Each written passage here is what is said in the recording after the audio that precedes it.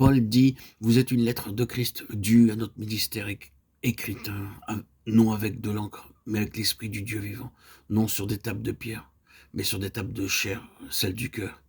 2 Corinthiens 3:3. Comme autrefois, Dieu avait gravé la loi sur des tables de pierre, aujourd'hui, sous la nouvelle alliance, c'est dans le cœur qu'il écrit la loi de l'esprit et le nom de Christ. Et pour le faire, la langue de ses ministres lui sert de plume.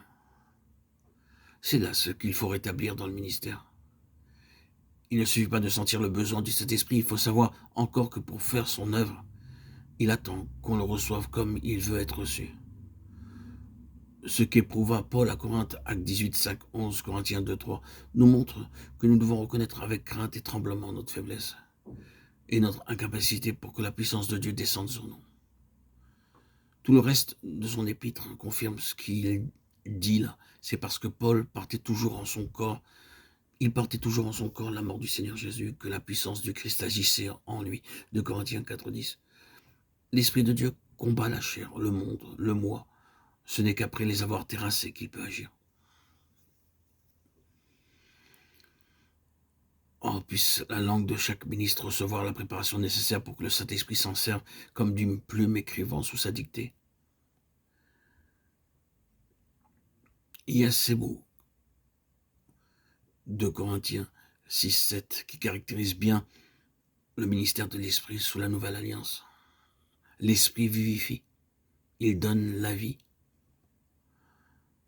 Le contraire, la lettre tue, ne doit pas s'entendre seulement de la loi de l'Ancienne Alliance, mais de toute science qui ne vient pas de la vie de l'Esprit. Nous ne saurions trop insister sur ce que la loi, malgré sa lettre, était spirituelle, et sur ce que l'Évangile, quoique spirituel, peut n'être reçu que par sa lettre.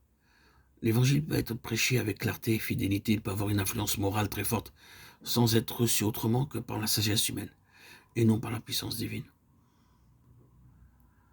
Si l'Église doit crier à Dieu en faveur de ses pasteurs et des étudiants en théologie, c'est surtout pour le prier de rétablir le ministère de l'Esprit dans toute sa force. Demander à Dieu de leur enseigner ce que c'est que de vivre de la vie du croyant, scellé du sceau de Dieu, oint de l'onction de l'Esprit et possédant les arts de l'Esprit. Ce que c'est que de savoir que la lettre tue, ce que c'est que d'avoir la certitude que l'Esprit vivifie, de savoir surtout ce qu'est la vie d'un pasteur quand le ministère de l'Esprit peut agir librement en lui.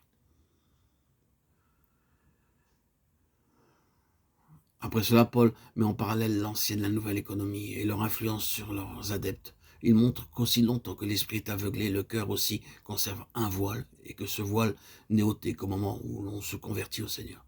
Puis il ajoute, « Or le Seigneur est l'esprit, et là où est l'esprit du Seigneur, là est la liberté. »